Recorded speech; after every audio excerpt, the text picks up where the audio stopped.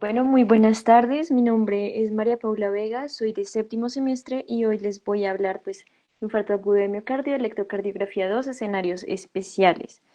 Pues, como ya dijo Daniel, no tengan, pues, pena de encender el micrófono, pues, en cualquier momento. Estos, pues, son los temas de los cuales vamos a hablar. Primero vamos a hablar de los cambios electrocardiográficos de isquemia, en los que vamos a tocar los temas de oclusión de arteria coronaria izquierda, el complejo ST-TD de Winter, el síndrome de Wellens, el bloqueo de rama izquierda en infarto agudo de miocardio, y además vamos a hablar del infarto de pared posterior. Después vamos a hablar de cambios electrocardiográficos similares a los de infarto agudo de miocardio con elevación del ST, pero en patologías no isquémicas, donde pues vamos a encontrar la hipertrofia ventricular izquierda, la miopericarditis, el síndrome de Brugada y las ondas T prominentes. Entonces, iniciemos hablando de la oclusión de arteria coronaria izquierda, que va a corresponder a un cuadro poco común, pero muy peligroso, que va a requerir de identificación inmediata. Las consecuencias relacionadas a una terapia de reperfusión tardía que se han identificado son las arritmias y el shock cardiogénico, y pues es importante que sepamos que la poca frecuencia de este cuadro suele atribuirse a la presencia de circulación coronaria colateral. Se realizó una investigación de Yamaji donde se estudiaron 16 pacientes con oclusión de la arteria coronaria izquierda confirmada por angiografía y se les realizó pues, un electrocardiograma y luego se compararon estos resultados con electros de pacientes con oclusión de la arteria descendente anterior izquierda y pacientes con oclusión de coronaria derecha. Y se vio que de esos 16 pacientes, 14 presentaban elevación del ST en la derivación ABR y era una elevación mayor a la elevación que se presentaba pues del ST en B1.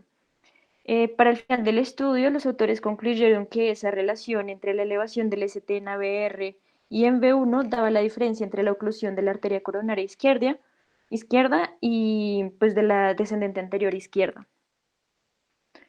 Esto pues es lo que podemos ver aquí en la imagen, que es la elevación del ST en ABR. Y bueno, hacia el 2007 se realizó el estudio de Rostov, en el cual se agruparon datos de pacientes con elevación del ST en ABR y se pues, evidenció una sensibilidad del 82,6% y una especificidad del 77,6% como predictor de oclusión de la arteria coronaria izquierda. Y bueno, luego se realizó una publicación de Ducas y otros autores en el cual destacaron la elevación del ST en ABR como un predictor fácil de enfermedad coronaria potencialmente mortal. Esto anterior se vio ya que disminuyó la tasa de mortalidad a 30 días en pacientes que experimentaron una resolución de la elevación del ST en ABR tras la terapia de reperfusión.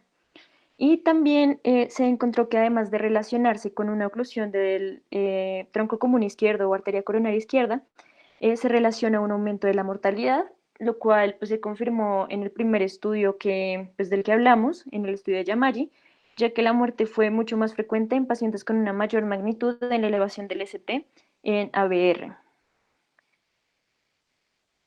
Ahora, pues hablemos del infarto de pared posterior, el cual pues muchas veces es confundido al momento del diagnóstico porque puede ocurrir junto a cambios de la pared inferior. Este pues va a corresponder a entre el 15 y 20% de los infartos agudos del miocardio y de forma aislada corresponden al 5 y 10% de los casos. Es pues importante que recordemos que la pared posterior va a estar irrigada por las ramas descendentes posteriores de la coronaria derecha junto pues a la arteria circunfleja izquierda. El reconocimiento pues, de un infarto de la pared posterior va a iniciar con la búsqueda de una onda R prominente en V1, que es muy importante pues, que lo recordemos porque las ondas R prominentes en otras derivaciones pueden ser resultado de otras afecciones. También puede aparecer una depresión del ST en las derivaciones precordiales anteriores, como un cambio recíproco, siendo entonces la elevación del ST en las derivaciones posteriores el pues, cambio real. Es por eso pues, que es muy importante en estos casos la realización de estas de electrocardiogramas con estas derivaciones. También es importante que aclaremos que el pronóstico por cambios electrocardiográficos de infarto de pared posterior va a empeorar cuando aparecen cambios de elevación del ST de una forma pues, generalizada. Y pues para concluir con el infarto de pared posterior es importante que los médicos pues eviten diagnosticar un electro sin elevación del ST en las derivaciones precordiales anteriores, porque este es como en este caso puede corresponder a un cambio recíproco. María, ahí quiero de pronto, digamos, ser empática en una cosita. Primero, pues darle las gracias a todos por invitarme a su... los síndromes coronarios en general son de vital importancia para el reconocimiento para todos. Veo que empezaste con los infartos un poco más difíciles, que son los de pared posterior y los de pared, pues, inferoposterior. Estos infartos pueden sospecharse, como bien lo dijiste, con cambios en espejo en las derivaciones anteriores, que corresponde a B1, B2 y B3. Puede verse esa depresión del ST, que si ustedes de pronto giraran o voltearan el electrocardiograma, se dan cuenta que es una elevación del ST de esa pared, sino que como sea, digamos, un cambio en espejo recíproco, por eso se ve más cuando lo vemos de B1 a B3 como una depresión del segmento ST. Pero si lo viéramos al revés, sería una elevación.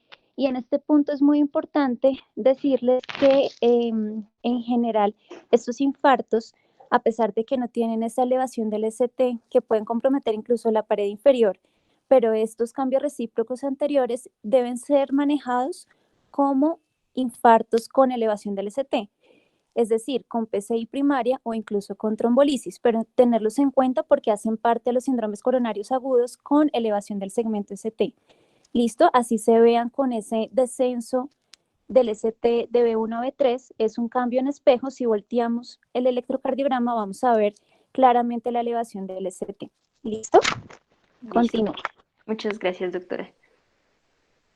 Bueno, ahora vamos a hablar del complejo STT de Winter. En este, pues, de Winter y colaboradores describieron el patrón electrocardiográfico característico de una oclusión proximal de la arteria descendente anterior izquierda, que va a consistir en depresión del ST de aproximadamente 1 a 3 milímetros en las derivaciones precordiales y van a tener una morfología upsloping o sería una depresión ascendente, que serían seguidas de unas ondas T altas, simétricas y persistentes, lo cual es muy importante porque las va a diferenciar de otras ondas T hiperagudas que van a ser halladas en el infarto. Bueno, para concluir, con respecto a este complejo, los autores dijeron que un aproximado del 2% de los pacientes con infarto de pared anterior presentaban estas características electrocardiográficas y pues que pacientes con este patrón, dolor torácico y otros síntomas de isquemia deben considerarse candidatos para terapia de reperfusión. Bueno, ahora vamos a hablar del síndrome de Wellens. Pues en 1982 el grupo Wellens describió un patrón, pues, electrocardiográfico asociado a pacientes con una estenosis crítica proximal de la arteria descendente anterior izquierda, que se va a caracterizar por la presencia de T invertidas en V2 y V3 y algunas veces en V4. Esto, pues, es muy importante aclarar que la diferencia entre el complejo de Winter y este síndrome es que este no va a corresponder, no va a ser un proceso agudo y puede progresar a un infarto de pared anterior y puede manifestarse y persistir por semanas y encontrarse en pacientes sin dolor. Pues en su estudio se encontró que no es un patrón infrecuente, ya que se presenta en un 18% de los pacientes con angina inestable, y además se encontró que una parte de estos pacientes al momento de la admisión presentaron los cambios en el electrocardiograma, pero otra gran parte de los pacientes los presentaron tras 24 horas, demostrando así que es muy importante que realicemos electrocardiogramas seriados. Después se realizó un estudio de Swan, donde pues habían 188 pacientes con angina junto, pues, a las características electrocardiográficas del síndrome, y en todos los pacientes se encontró, pues, que había una estenosis igual o mayor del 50% de la arteria descendente anterior izquierda.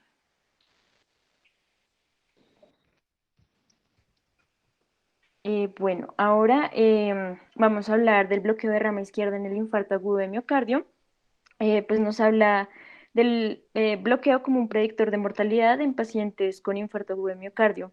Esto que se considera que para que se afecte el sistema de conducción, el infarto pues debe ser demasiado extenso. Y además, pues tenemos que recordar que el bloqueo de rama izquierda se asocia a una disminución en la fracción de eyección, lo cual pues también aumenta la mortalidad. Estos pacientes son candidatos para terapia de reperfusión, pero el problema es que no siempre lo reciben de forma inmediata. Y pues se comprobó a partir de un estudio que se hizo con 46.000 pacientes con infarto agudo de miocardio que presentaban elevación del ST o bloqueo de rama izquierda.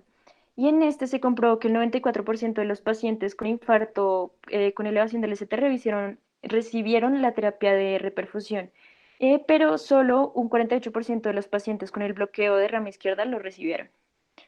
Entonces, bueno, Esgarbosa y colaboradores describieron tres criterios electrocardiográficos que pues encontraron predictivos de infarto agudo de miocardio en pacientes con bloqueo de rama izquierda, los cuales pues son estos que vemos en la imagen. El primero es la elevación concordante del segmento ST mayor a 1 milímetro. El segundo es la depresión concordante del segmento ST en derivaciones B1 o B3. Y el tercero es la elevación del segmento ST de más de 5 milímetros discordante del complejo QRS.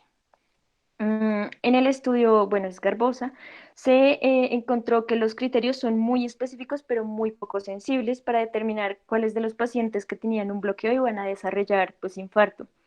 Y específicamente se encontró que los criterios uno y 2 se vieron más o menos en un 86% de los pacientes con infarto y bloqueo, pero el criterio 3 pues ya era menos específico y se encontró en menos pacientes. Después se habló pues, de usar estos criterios como un sistema de puntuación para mejorar esa especificidad. Entonces, lo que se hizo fue que o sea, la primera característica iba a dar un puntaje de 5, la segunda de 3 y la tercera característica un puntaje de 2. Y pues aquellos pacientes que tuvieran un puntaje total de 5 tendrían un 100% de especificidad para el infarto, pero se encontró que tendrían solo una sensibilidad del 14%, por lo que se concluyó que pues no podrían usarse estos criterios de forma rutinaria para el diagnóstico de infarto agudo con bloqueo de rama izquierda. Ahora pues vamos a hablar de... Antes que sigamos con ese punto, sí quería dejar en claro algunas cosas. La imagen de bloqueo de rama izquierda puede aparecer en pacientes en su consulta ambulatoria. Tienen que tener en cuenta que siempre el bloqueo de rama izquierda es una indicación para estudiar enfermedad coronaria. Siempre que lo vean hay que tratar de buscar si tiene enfermedad coronaria, ¿cierto? Es completamente patológico a diferencia del bloqueo completo de rama derecha. Pero si con su consulta de urgencias le llega un paciente con dolor torácico y llega con un bloqueo de rama izquierda de novo, es decir, que previamente no se conocía, este debe inmediatamente hacer los criterios de Esgarbosa que nos contó María Paula. Estos criterios nos van a permitir definir una conducta muy importante y es que si tiene un infarto en presencia de bloqueo de rama izquierda y además criterios de Esgarbosa positivos, deben ser manejados como un infarto con elevación del ST.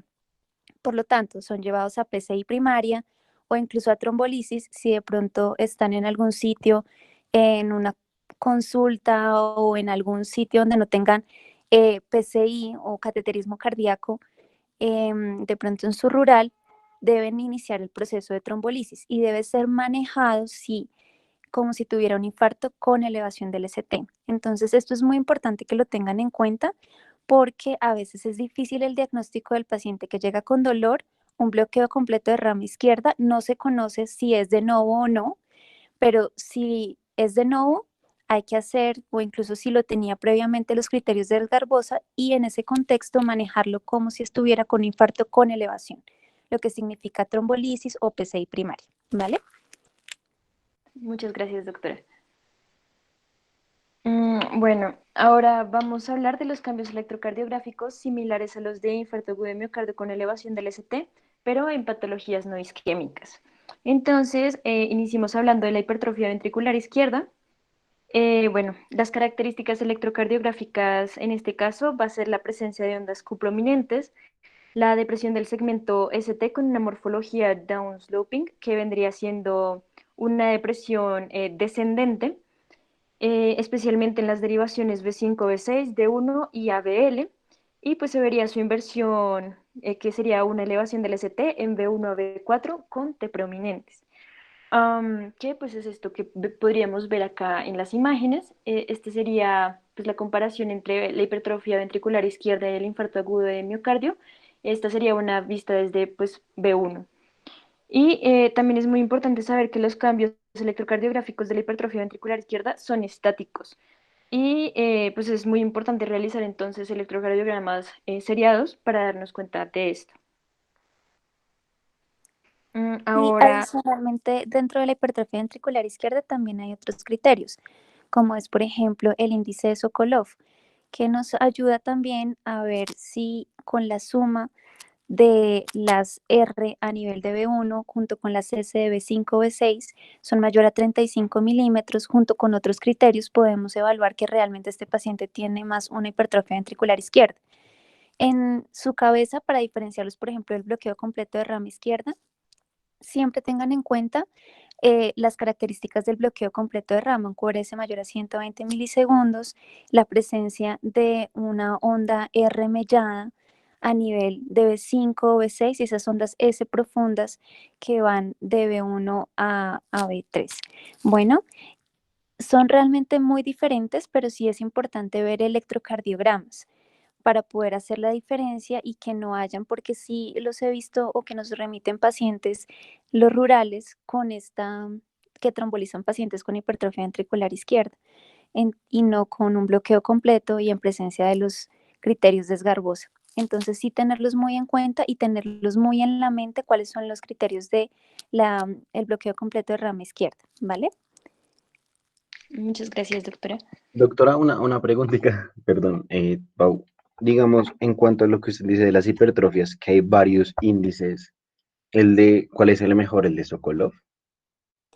Esto depende digamos, depende porque, por ejemplo, en un paciente joven, longilíneo, ustedes probablemente han visto, o no sé si han tenido la oportunidad, que se ven estas ondas, que es un patrón masculino de repolarización precoz, en donde las ondas R y S se vuelven muy prominentes. Y pues porque son muy delgados y longilíneos. Sin embargo, en la hipertrofia ventricular izquierda, que también se pueden dar en pacientes jóvenes, lo más importante es hacer la suma de criterios, no solo el índice de Sokolov, es uno de los que tiene mejor valor predictivo, que en un 90%, y son los que debería también usarse, pero ustedes suman el resto de los criterios. Está el de Cornell también, ¿cierto? Y con la suma de criterios y obviamente viendo el contexto, porque les ponía el ejemplo de este paciente delgado y longilíneo, porque seguramente en algunos les puede dar, siendo un paciente joven, sin alteraciones, digamos, con un corazón estructuralmente sano, y darles un Sokolov mayor a 35. Por eso, en ese caso, en donde es menos específico, la idea es buscar o apoyarse en los otros criterios adicionales. Gracias, doctora. Listo. Listo. Entonces, bueno, ahora vamos a hablar de miopericarditis, cuyo electrocardiograma se caracteriza usualmente por una elevación difusa del segmento ST, habitualmente con una concavidad hacia arriba junto a una depresión del PR, que pues es muy importante que recordemos que es un indicador de inflamación del saco pericárdico. Además, pues de forma similar a la de un infarto, el paciente puede presentar dolor torácico que irradia al cuello y brazos. También, bueno, tenemos que saber que los biomarcadores cardíacos van a estar generalmente elevados en pacientes con miocarditis y también elevados en un 50% de los pacientes con pericarditis. Por otra parte, los cambios en el PR son dinámicos en el curso pues, de la enfermedad y lo vamos a ver especialmente en sus primeras etapas. Y es muy importante por esto la realización de electrocardiogramas seriados para poder diferenciar entre un infarto y pericarditis. Y esto, pues, también es importante que recordemos que la evolución de un infarto es mucho más rápida y es de una presentación más dramática. Mm, Aquí, pues como lo vimos en la charla de Andrea el lunes, vemos la progresión electrocardiográfica de la pericarditis aguda, que va a iniciar en una primera etapa con la elevación difusa del ST y con depresión del PR. En una segunda etapa se ve una normalización del ST y del PR. En una tercera etapa existe la inversión de T profundas difusas. Y en una cuarta etapa ya hay una normalización en el electrocardiograma. Ahora pues vamos a hablar del síndrome de Brugada, el cual se describe como un bloqueo de rama derecha con... Antes de empezar con el síndrome de Brugada, de la miopericarditis, una cosita, y es que Cuando estemos ante un infarto con elevación del ST, ¿sí? Que es de pronto la que puede parecerse a la miopericarditis, como corresponde a un territorio vascular, recuerden que esto va en relación a un segmento, es decir, si es de la pared inferior va a estar comprometida la elevación del ST de 2, 3 y ABF. Si es de la pared anteroseptal, entonces de B1 a B3. Si es la lateral, entonces ya tiene unos territorios específicos y no es una elevación difusa del ST, a diferencia de la miopericarditis. Entonces, en el infarto va a estar comprometido el territorio vascular y en la miopericarditis la elevación del ST es difusa, ¿sí? Y al ser difuso quiere decir que en todos no tiene una distribución vascular, es decir, no tiene una distribución como la vemos bien definida, recordando de cuál sería la arteria que esté comprometida, si es una elevación difusa, dependiendo del estado de la miopericarditis, tiene estas 4 fases electrocardiográficas, ¿cierto? Y lo otro es que la miopericarditis, como en la imagen que tiene ahí María Paula, la elevación del ST es cóncava o convexa. ¿Cuál de esos dos corresponde a miopericarditis? Esta. Es decir, si ustedes ven, se asemeja como es convexa, ¿verdad? Se asemeja como a una bandera, por decirlo de alguna manera.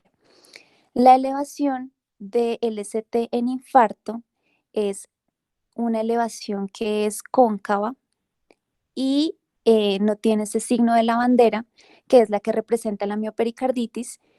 2, tiene un territorio vascular definido en el infarto con elevación del ST y en la miopericarditis es difusa.